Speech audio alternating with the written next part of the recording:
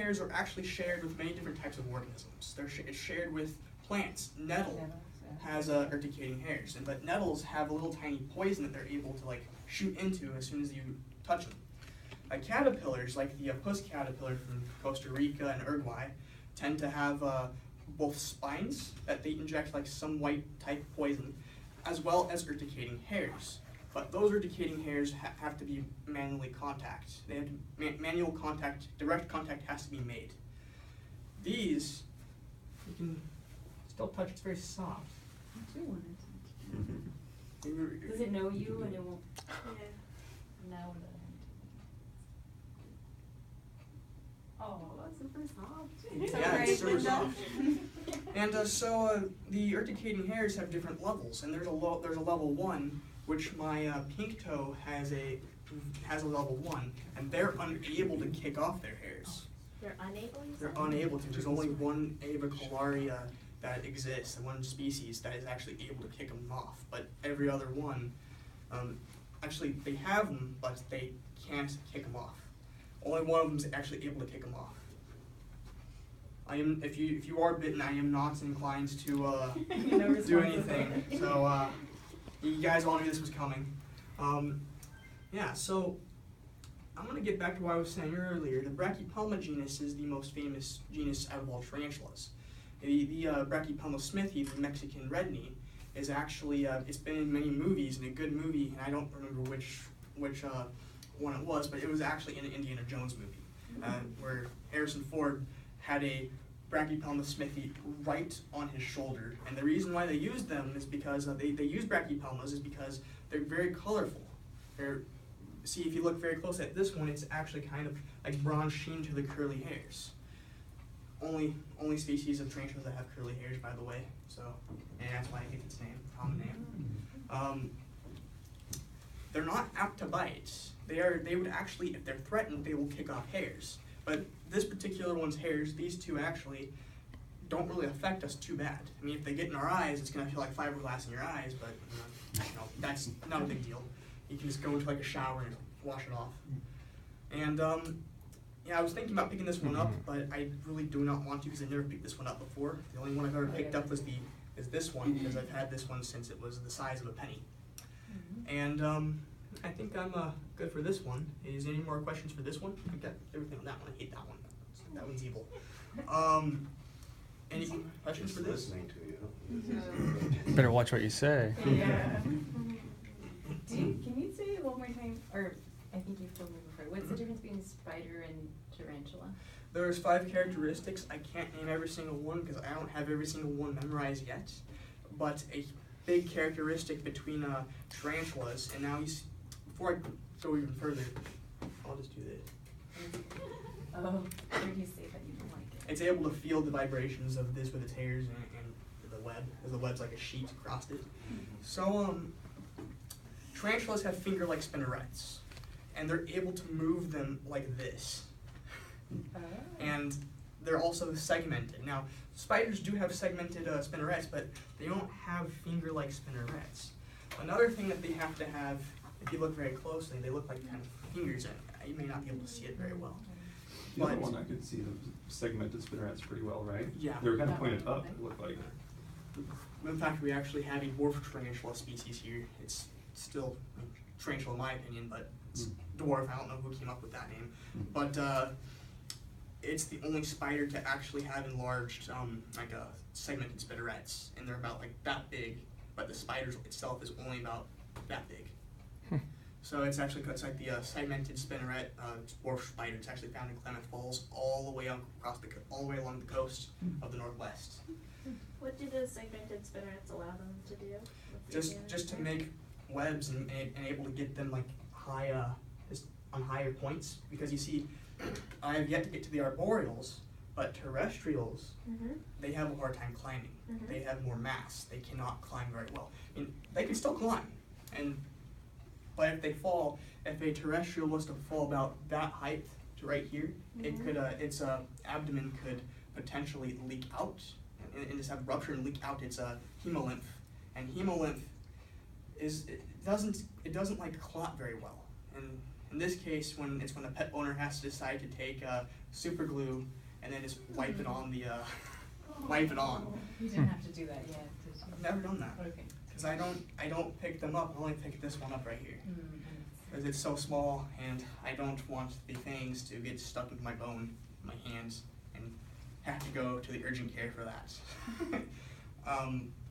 So the spinnerets is one characteristic, and then what Yes. are the others? They have a certain type of toe or claw. Go and see Mhm. that, You or- cannot see that. No. That you have to look at it under a microscope, but sometimes you can see it on the Pocotheria formosa. I'm not even taking the lid off of that one. That one's like the most dangerous one I have. But and you can kind of see the claws on this one too, because they're actually sort of bigger with the arboreals.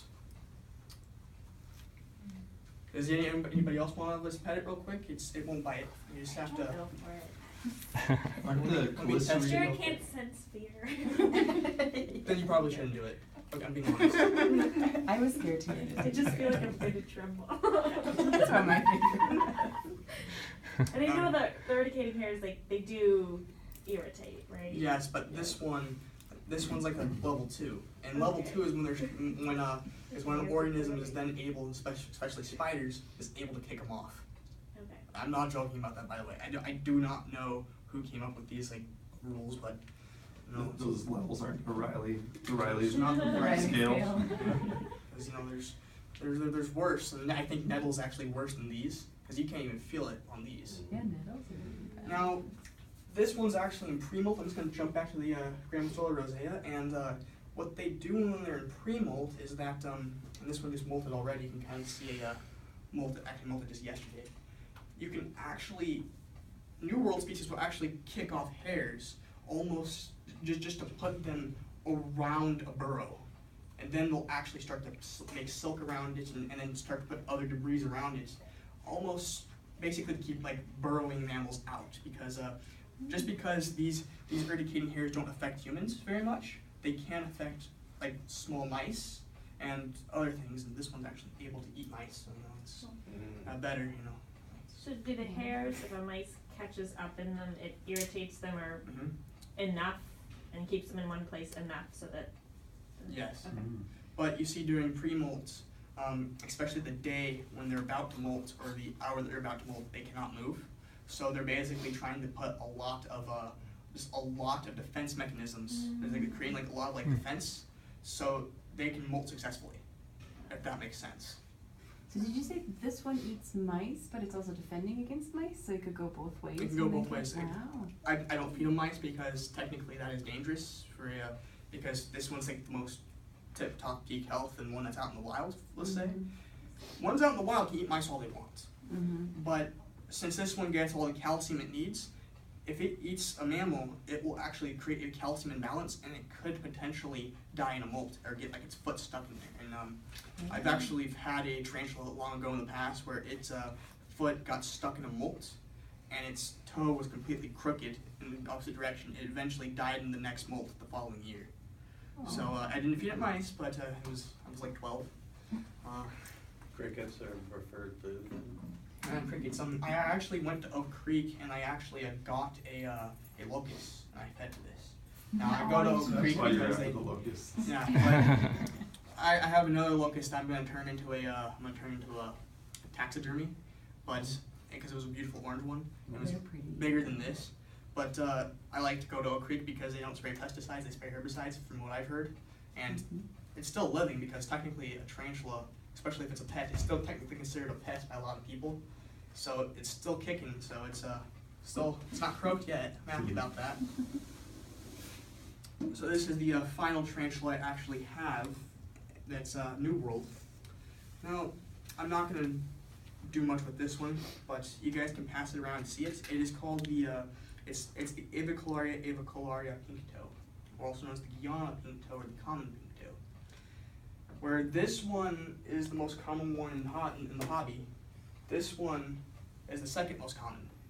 And during like the late 1980s, early 1990s, this was the most common tarantula.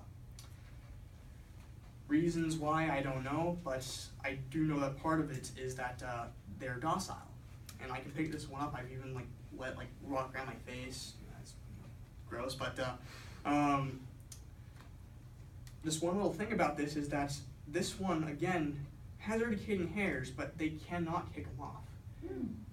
But this one's fun. I'm gonna see if people can hold their lunch for this one because it has another defense mechanism, unlike that only the Avicularia genus has. It's able to spray fecal matter, and I don't think spray is a good term, but it's able to launch it out and it usually tries to aim for the eyes.